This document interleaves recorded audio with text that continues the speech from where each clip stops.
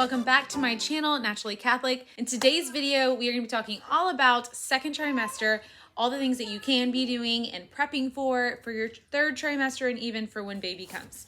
Okay, so in today's video, we're going to be talking about everything second trimester, plus just a small update for my 20-week anatomy scan.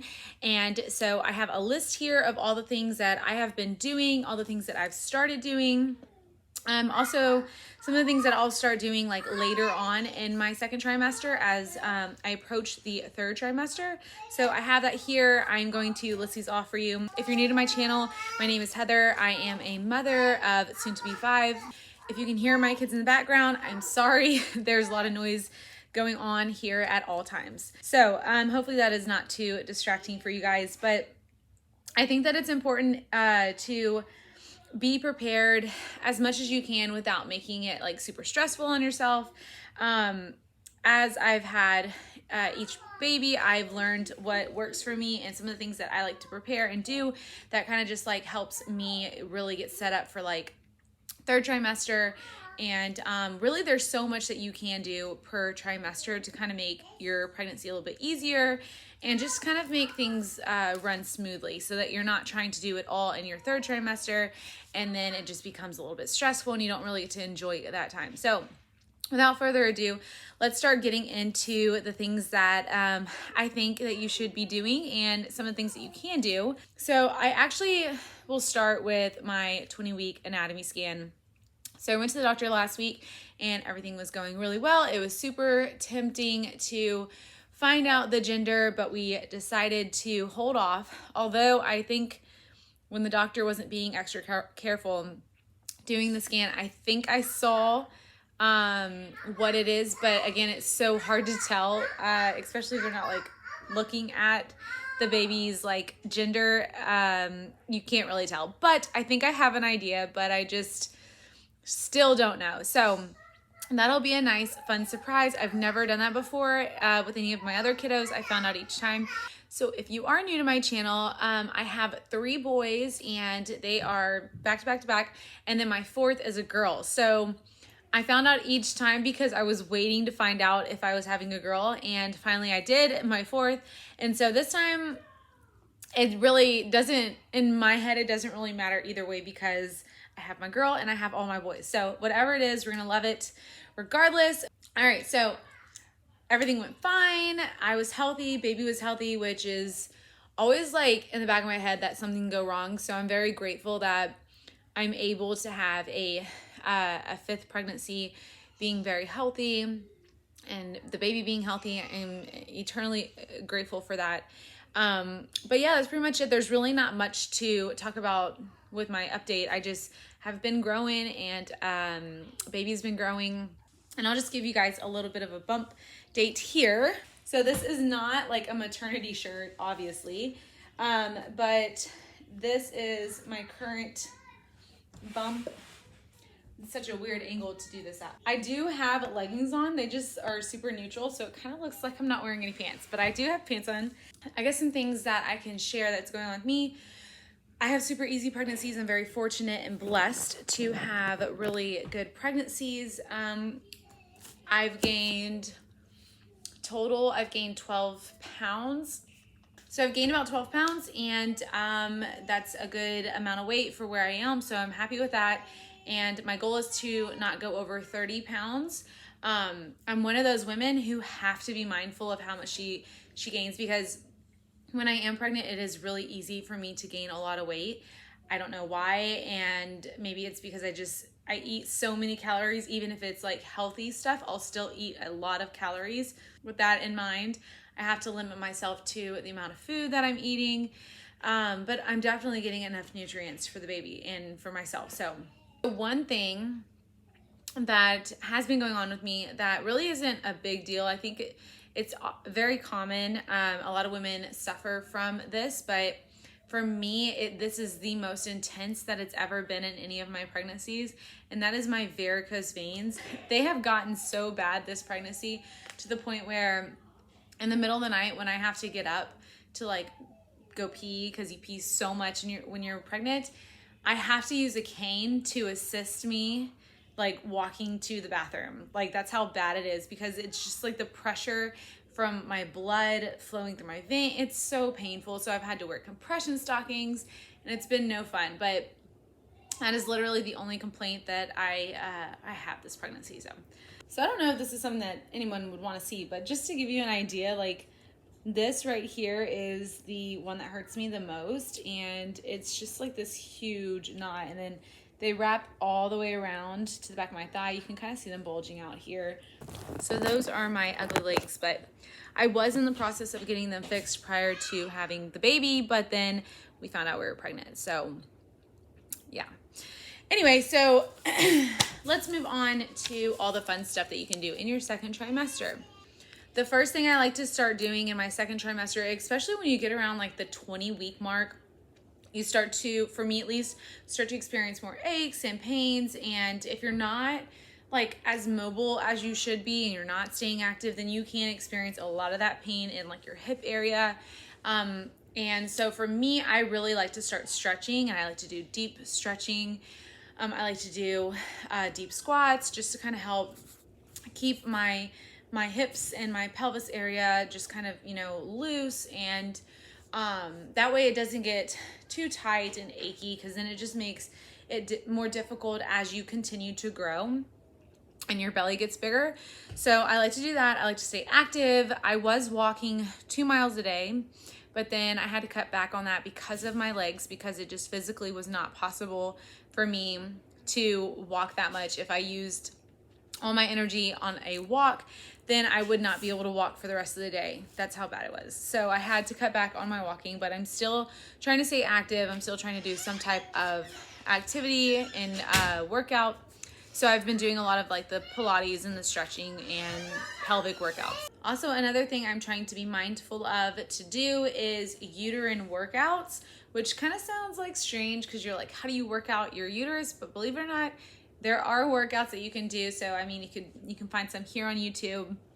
That's where I find a lot of mine, and it's basically focused on deep core breathing and a lot of different like positions that you can hold, and you'll just have to look it up. But I like to do that, especially being a mom who has had past C-sections. I want to make sure that my pelvic floor and my uterus is nice and strong, so that I can make sure that, you know, I'm good and I don't like have any kind of scary stuff going on like uterine rupture or anything like that.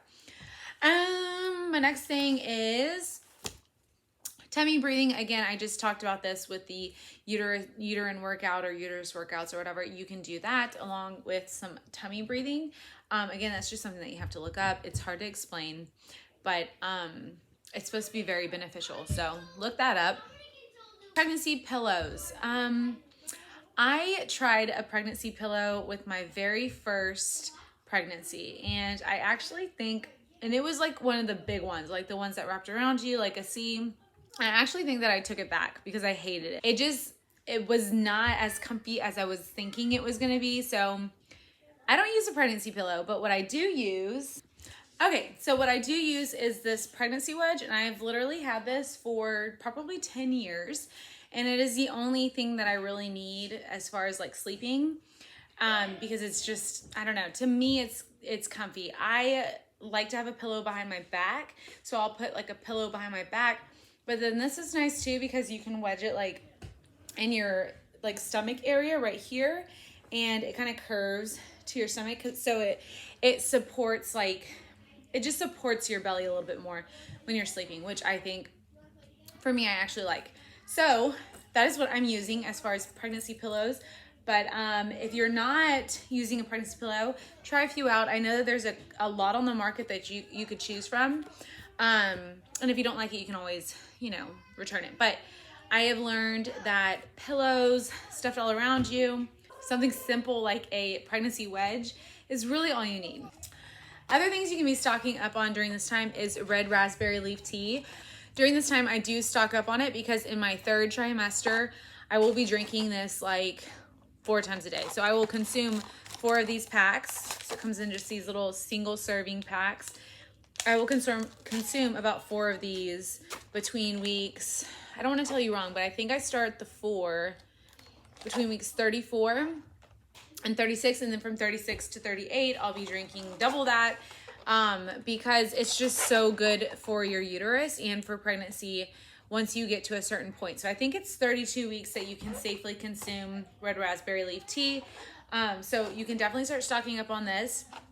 I think I got this one, I think these are like maybe $3 a box, so they're not super pricey, but it does help if you buy like one or two at the grocery store each time you go.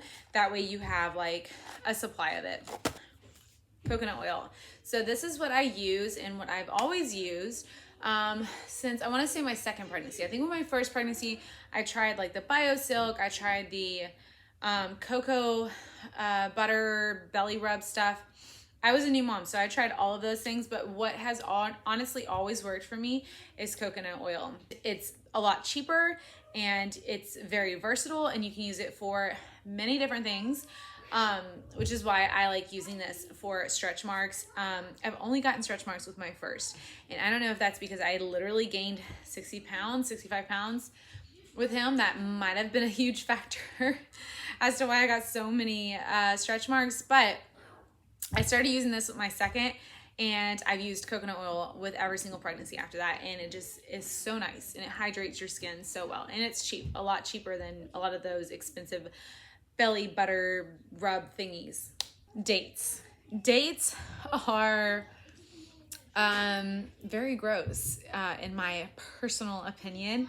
They aren't something that I really enjoy just like snacking on. So with my past pregnancies, I would eat them, and a lot of the times I would put them in like a smoothie because they just weren't like my thing. But then before this baby, I was looking at new snack ideas, and I came across this delicious snack, which is like a date and a chunk of butter, and you put the butter, you cut the date in half, you put the butter in the middle, and you eat it like that, and it's so good. It tastes like caramel sauce, like a caramel treat. So if you are not a big fan of dates, but you want to get the benefits of having, but you want to get the benefits from dates during pregnancy for your labor, try doing that. It's a really good little hack, and if you like caramel flavored anything, you're gonna like that. But there are many ways you can put, dates into your diet, but I would recommend taking those like closer to the end of your second trimester, like around week 28 or 30. I think they say you have to consume like 6 a day for it to really make a difference. So stocking up on those is going to help a lot, because again, that's another thing that is not cheap. I think at Costco you can actually get a big container. I don't know like the ounces or whatnot, but I think that you can get a big container for about $12. So try looking at Costco. Another place you can get them at is like a grocery store or a health living store, something like that. They're just gonna be more expensive at places like that. So if you have a Costco nearby, definitely stock up on those. Diapers and wipes. If you are cloth diapering, I would say now is the time to do your research on cloth diapering. I have a cloth diapering review video if you want to go check it out on my channel. And I've used pockets, I've used inserts, I've used the covers. I've tried a good variety of cloth diapers. I don't cloth diaper until closer to the 3rd month, because I just feel like at that point it's a good time for me to get into that. I'm kind of back to normal-ish, and I'm figuring out like a new schedule with the new baby. And so that's when I start that, because I don't want to have to deal with the laundry, honestly, if I'm being honest, before that time frame. So that's when I do that. But if you are planning on doing that, I would say start stocking up on your cloth diapers and get your stash built. But if you're not doing cloth diapers, you can still stock up on diapers and pick up like a box of diapers or wipes when you go to the grocery store. I've started doing that. I think I have like 2 boxes of diapers and a box of wipes, all from Costco, which is great because they sell in a large box. So there's a lot in there. Other things that you can do during this time is start buying baby things. So with this being my 5th baby, there are not a ton of things that I really need. Realistically, I could probably go buy and replace a lot of the stuff that I have because it is pretty old, but I try to be realistic with like how much I'm spending on the baby, because at the end of the day, when the baby gets here, it really doesn't matter. And half the time you don't end up using the things that you bought. So I think the only thing that I will buy for this baby is a car seat, obviously, a pack and play, because I love pack and plays. And I think my last one, something happened with it. I think we had to throw it away. It might have like got broken, or I think I left it outside in the rain. But anyway, so I'll get a pack and play, and I think I need some receiving blankets because I actually went up to the attic and pulled some baby stuff down, and I think that our receiving blankets are ready to be replaced. So might grab a few of those things. Also have to replace my boppy pillow for nursing because again, I had that forever, and my sister-in-law and I and a friend, we pass our maternity things and postpartum items between one another. So it's definitely been used a lot, and it had a hole in it and ripped. So I have to get a new one of those. I think I'm going to be trying out the thicker block one that kind of buckles behind you. I don't know. Those have really great reviews, and I wasn't a fan of the old ones that kind of just flop down and don't really give you any side support. So maybe trying a new nursing pillow. All right, so we're getting it down to the last few items on my list here, and some of the other things that you will be experiencing during this time. Obviously, if you're a first-time mom, maybe you don't know this, so maybe this is not obvious to you, but during this time, you should start feeling your baby move. I think I started feeling this one move around 18, 17 weeks, just kind of small little movements, and it's hard to explain unless you know what it feels like already. But once they get stronger, you'll be like, oh, okay, that was definitely the baby. And the feelings and the pressure and all that and the movements will become stronger and stronger, which is really, really cute. It really, for me personally, helps me to bond to the new baby, because then I'm like, oh my gosh, okay, I'm not just round looking, I actually have a baby in my tummy. If you're having a hospital birth, then you're probably gonna want to go and register. Pre-registration, I think you can start doing around this time. I actually don't remember when I did it, but I think it was around this time, like the end of my second trimester. But getting that done so that when you're in labor and walking in the hospital, you're not having to worry about filling out paperwork, because you don't really know like if you're going to be induced or if you're going to be super far along in your labor where you're not going to want to do any of that. So it's nice to have the pre-registration like done and out of the way so that you don't have to worry about that. So that's something that you can be doing now. And the last thing that I have here on my list is to watch and listen, whatever your preference is, to positive birth stories. Yes? I hate to bother you, but Amber's threw a toy. Okay. What was I talking about? I got interrupted because my son threw a toy at the chandelier. It was rocking side to side, and my oldest son was concerned. Oh yeah, okay. I was talking about positive birth stories. So if you're someone who is trying for a VBAC and you're just kind of nervous or worried about those things, and you're just kind of wanting to know like what the process is going to be like, I encourage you to find other moms on YouTube or in person, whatever, or like on a podcast, and just listen to positive birth stories, because I think they really help you mentally prepare for what you're going to go through. And maybe there's like a scenario out there that is going to be similar to yours, and you can kind of, know how to navigate that scenario if it happens to you. I have 2 positive VBAC stories on my channel. If you want, you can go check those out. I love to do that. I love watching moms give birth. I think it's beautiful. YouTube has like a plethora of videos over this VBAC, like over VBACs and over just like positive labor and delivery. And I've also done a natural labor and delivery, and I've done, like an epidural with one, and I've done C-section. So I feel like I've kind of dabbled in all of the scenarios as far as like delivering a child goes. So maybe I'll do a whole video just kind of talking about the differences and my experiences with that. So, but that is my last tip on here, and my last thing that you can kind of do during this time, other than taking care of yourself, drinking lots of fluids, getting a lot of water, and also just eating healthy and getting your rest. My kids are going crazy outside. If you can hear them banging on the door, it's probably time for me to end this video. So I'm going to attend to my small daycare, and I hope you guys found this video helpful. I will be back in about a month to give you guys, another random update. If you're liking these kinds of videos and you find them helpful, or you just, like listening to me talk, just comment down below and let me know that you like it. Anyway, you guys, I hope you have an amazing rest of your pregnancy. If you have any questions for me down below, also let me know if you would like to see the video on my 3 different births, and just kind of like my take and explanation of how everything went down. I would love to do that video for you guys. Until next time, thank you guys so much for watching, and God bless.